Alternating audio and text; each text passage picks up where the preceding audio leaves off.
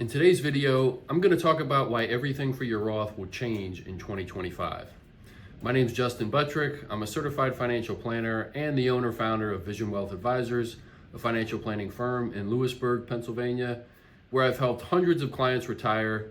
And I've noticed that many miss out on crucial retirement updates, which can lead to a lot of missed growth opportunities and even penalties, and we definitely don't want that.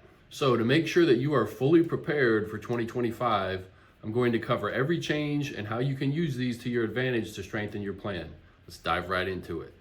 Okay, so for 2025, for your 401k, and specifically we're talking about your Roth 401k, but of course this applies to pre-tax stuff as well, but we're focusing more on Roth for this video. But for your 401k, 403b, 457, thrift savings plan, if it's an employer-sponsored retirement plan, then you can now contribute up to $23,500 instead of $23,000 from last year. So basically the IRS is just giving you a $500 bump.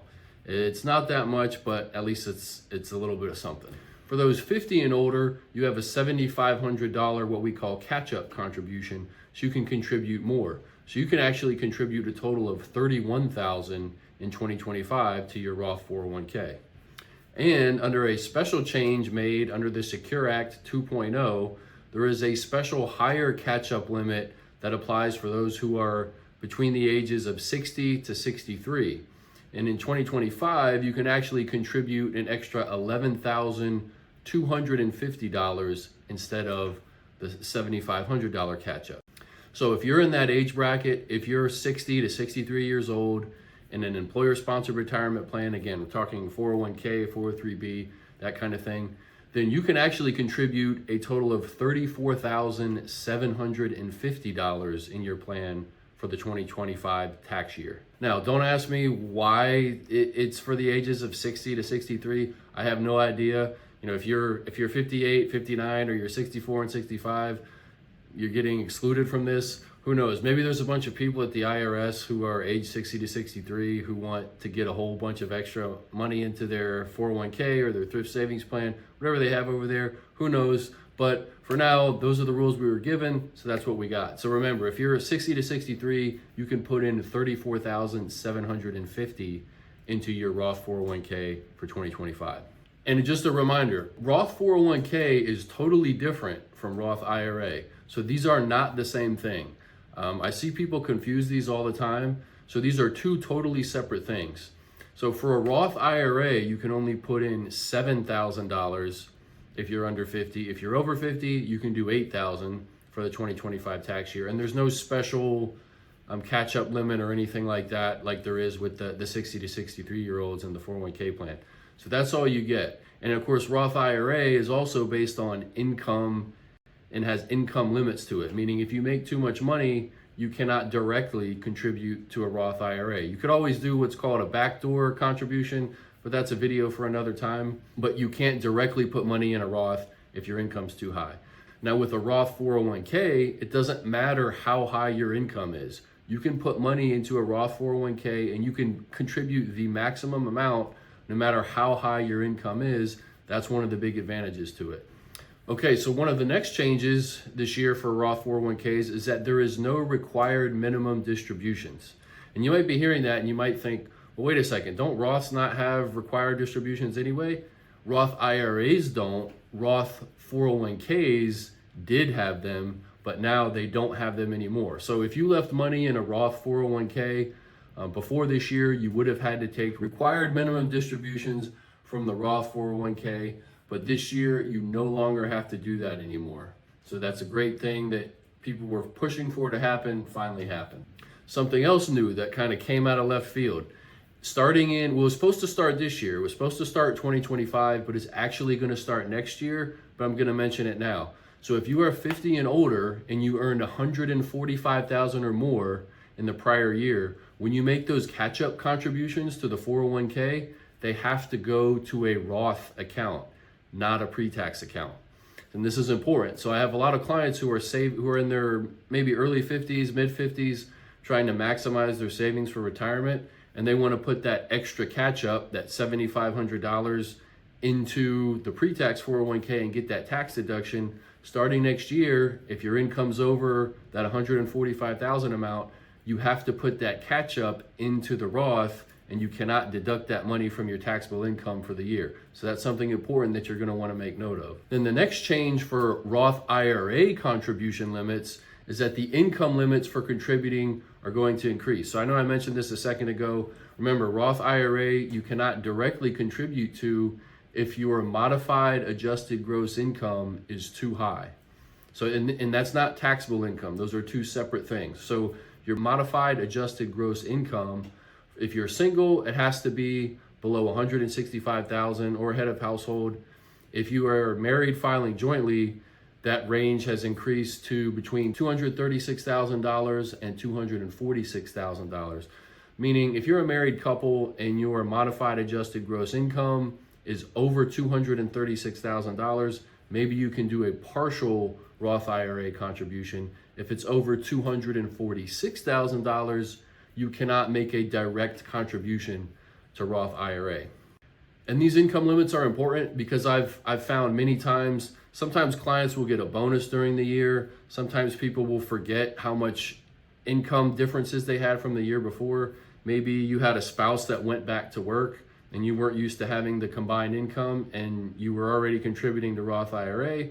But now with your new income, now all of a sudden you're in a higher adjusted gross income bracket and you're not eligible to contribute.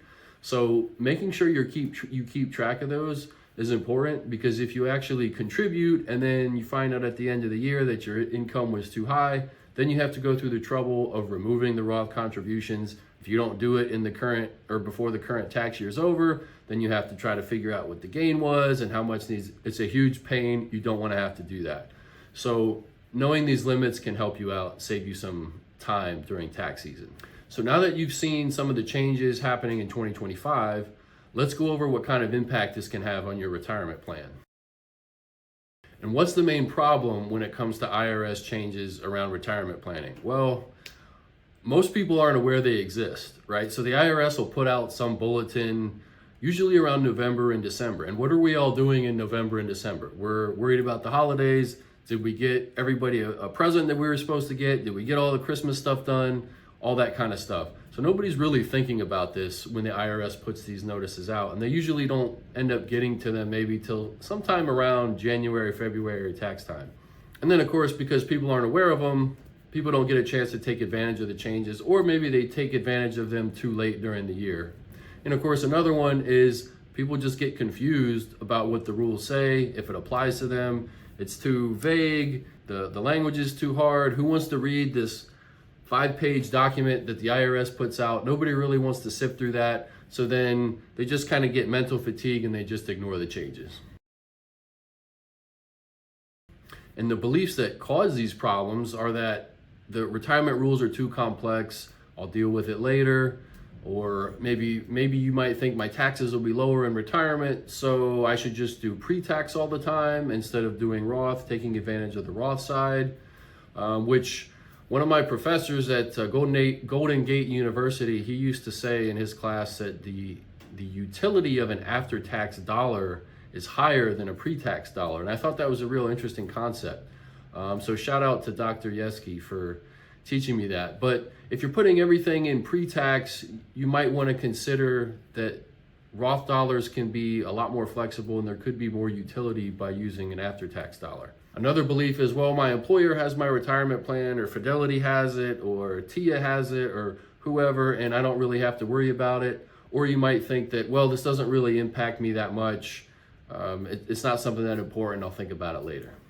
And then what these kind of beliefs lead to and the consequences that can happen is you can miss these super catch-up limits. For example, if you're 60 to 63 years old and you're really trying to maximize your retirement savings, you didn't realize that the IRS said you can do this special high catch-up number now, then you could miss out on some of these advantages in being able to put that extra amount in your Roth 401k and boost your retirement savings.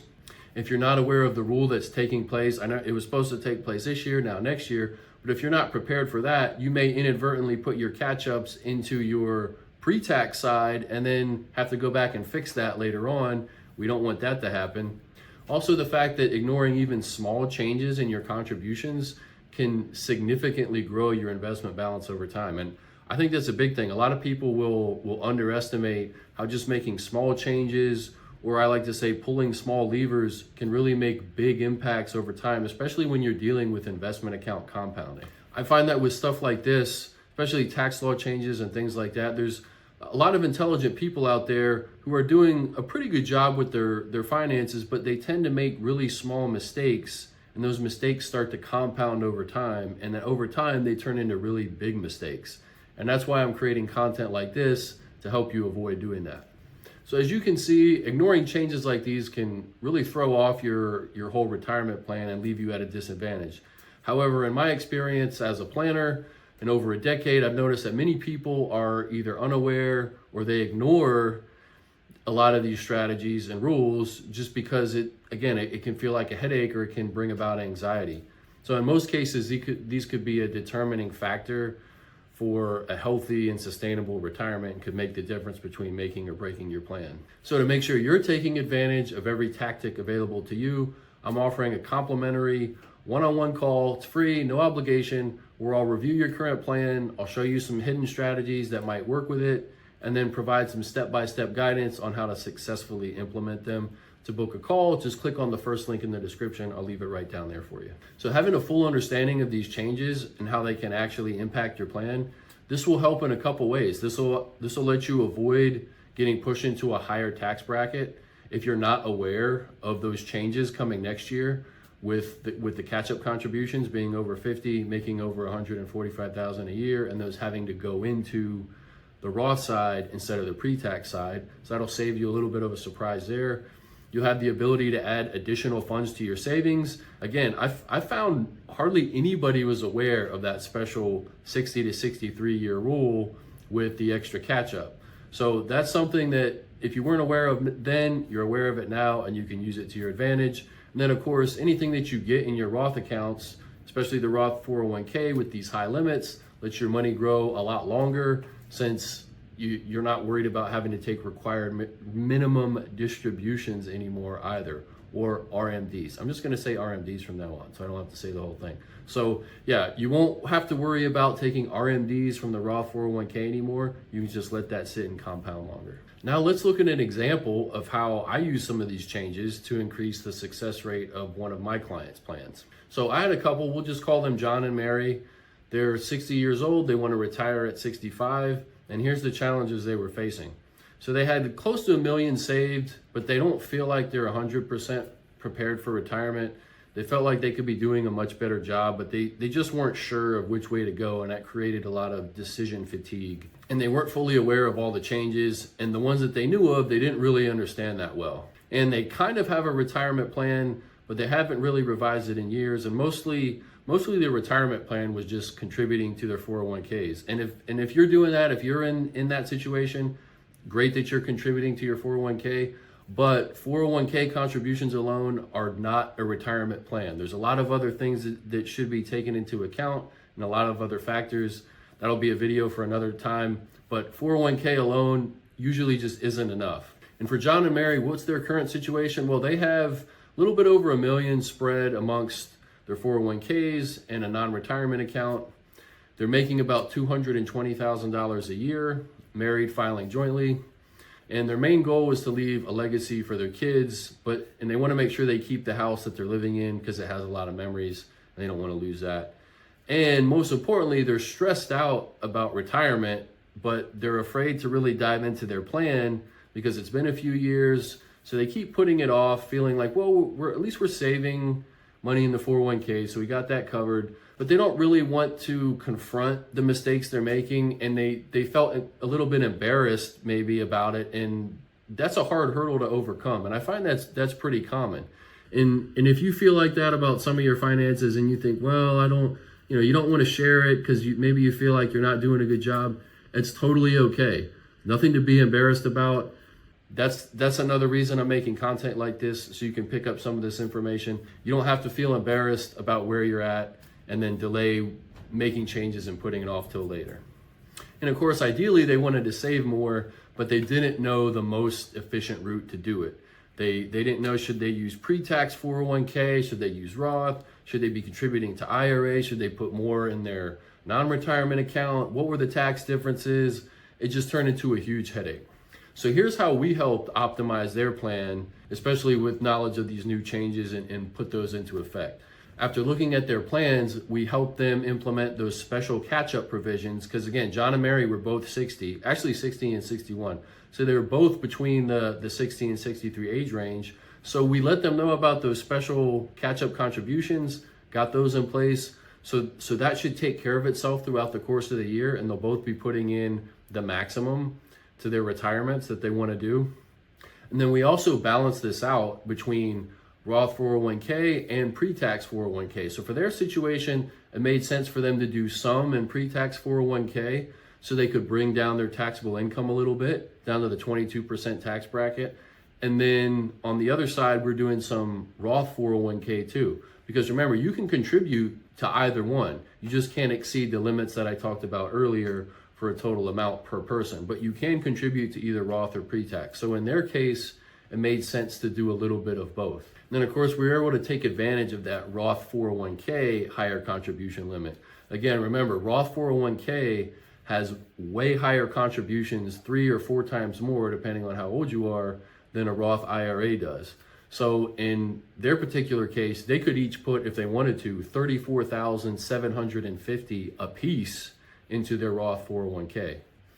And then we looked a little bit down the road at their withdrawal strategy when they get to be required minimum distribution age, RMD age, and then realizing that they don't have to take RMDs out of the Roth 401k. That makes their plan much simpler and tax efficient down the road. Now that they have their savings optimized efficiently for tax planning, both this year and later on, they had a lot more confidence that they were making the most of the money that they earn, and that even though they were doing a great job saving before, now they're saving a lot more intentionally and optimally by taking advantage of the different tax features of pre-tax or Roth and taking advantage of the rules. So by now you should know of all the major changes for 2025 and the one for 2026 and how you can use these to restructure your own plan. However, planning for retirement goes beyond a lot of these just simple updates. Truthfully, there's a whole lot more that you could be doing to ensure that you're on track to meet your retirement goals. It's impossible to stuff it all into one video, but failing to take advantage of all the tools at your disposal can only weaken your plan success rate. So to make sure you're taking advantage of all the resources available, I'm offering you a complimentary one-on-one call where I'll take a look at your current plan, find any areas of opportunity, and then see if we can implement these strategies to help you and make your retirement a little bit more secure. So to book your call, just click on the link below. Thanks for watching the video. Glad to help out, and I'll see you in the next one.